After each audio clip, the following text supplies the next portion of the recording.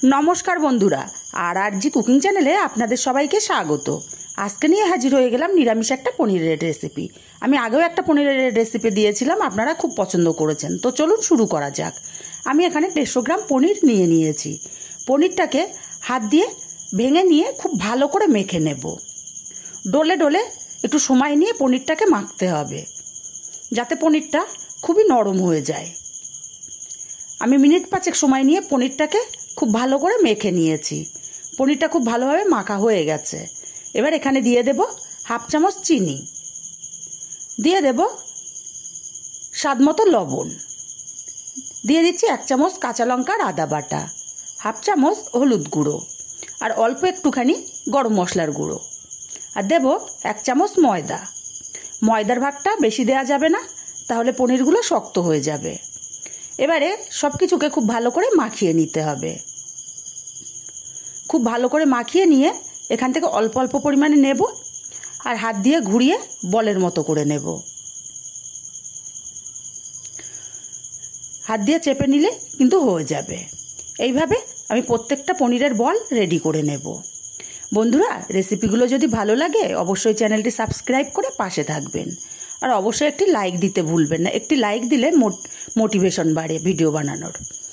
সবগুলো রেডি করে নিয়ে একটা পাত্রের মধ্যে 2 চামচ টক দই নিয়ে নিচ্ছি আর দেব অল্প একটু কাশ্মীরি লঙ্কার গুঁড়ো, এটা জাস্ট কালারের জন্য। দিয়ে দেব হাফ চামচ হলুদ গুঁড়ো, দিয়ে দিচ্ছি 1 চামচ চিনি, দিয়ে দেব ধনে আর জিরে বাটা হাফ চামচ পরিমাণে, 1 চামচ কাঁচা লঙ্কার আদা বাটা আর দেব স্বাদমতো লবণ। সব কিছুকে ভালো করে মিশিয়ে পেস্ট করে নেব। রান্নার আগে মশলাটা রেডি করে নিলে রান্নাটা ঝটপট হয়ে যায়। এই মশলাটা সাইডে রেখে আর একটা মশলা আমি রেডি করে নেব। মিক্সচার জারের মধ্যে 7-8টা কাজু বাদাম দিয়ে দিলাম আর দিয়ে দিচ্ছি 1 চামচ পোস্ত। মিক্সচার জারটা ঘুরিয়ে গুঁড়ো করে নেব।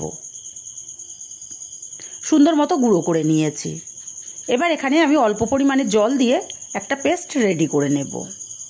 চলে যাব সোজা রান্নাতে। উনুনে কড়াই বসিয়ে দিয়ে দিচ্ছি বেশ কিছুটা তেল। তেলের পরিমাণটা একটু বেশিই দিতে হবে।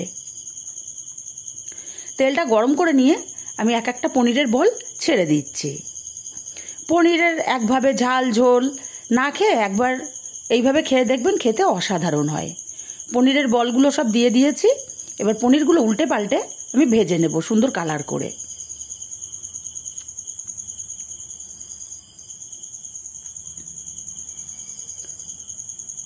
একঘেয়েমি রান্নার একটু ব্যতিক্রম হলে কিন্তু মন্দ হয় না। পনিরের বলগুলো উল্টে পাল্টে সুন্দর কালার করে ভেজে নিতে হবে, কিন্তু উল্টানোর সময় একটু সাবধানে উল্টাতে হবে, কারণ পনিরের বলগুলো খুবই নরম। আর পনিরের বলগুলো তেলে দেওয়াতে কতটা ফুলে গেছে দেখুন। ঝোলে দিলে ঝোলটা খেয়ে কিন্তু আরও ফুলে উঠবে। পনিরের বলগুলো বেশ উল্টে পাল্টে সুন্দর কালার করে আমি ভেজে নিয়েছি। এবার আমি এই পনিরের বলগুলোকে উঠিয়ে নেব।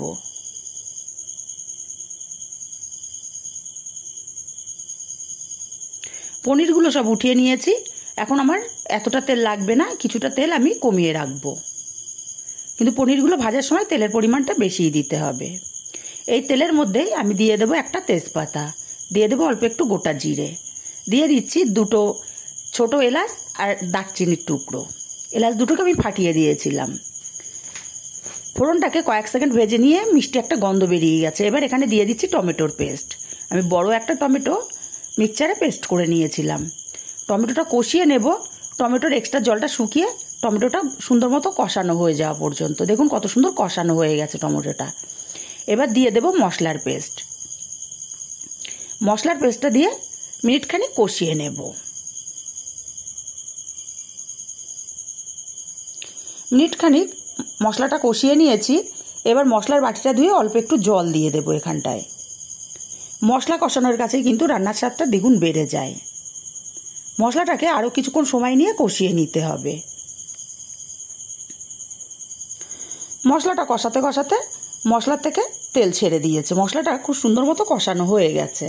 এবার এখানে আমি দিয়ে দেব কাজু আর পোস্তর পেস্ট।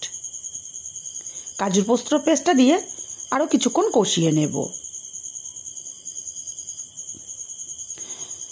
কাজু পোস্ত পেস্টটা দিয়ে কষিয়ে নিয়েছি, মশলা থেকে তেল ছাড়তে শুরু করেছে। এবার এখানে আমি দিয়ে দেব জল। আমি 2 বাটি পরিমাণে জল দিচ্ছি, আর জলটা একটু বেশিই দিতে হবে, কারণ পনিরের বলগুলো কিন্তু অনেকটাই জল সোপ করে নেবে। নাড়াচাড়া করে আমি ঝোলটাকে ফুটতে দেব।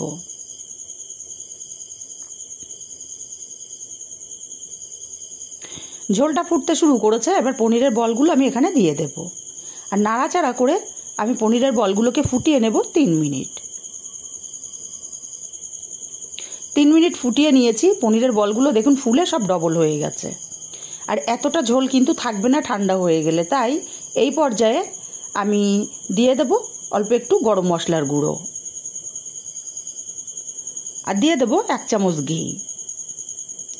নাড়াচাড়া করে মিশিয়ে নামিয়ে নিলেই কিন্তু রেডি হয়ে যাবে আমাদের নিরামিষ পনিরের ডালনা বলুন বা কোপ্তা বলুন, যাই বলুন না কেন। রেসিপিটা ভালো লাগলে লাইক, কমেন্ট, শেয়ার করতে ভুলবেন না।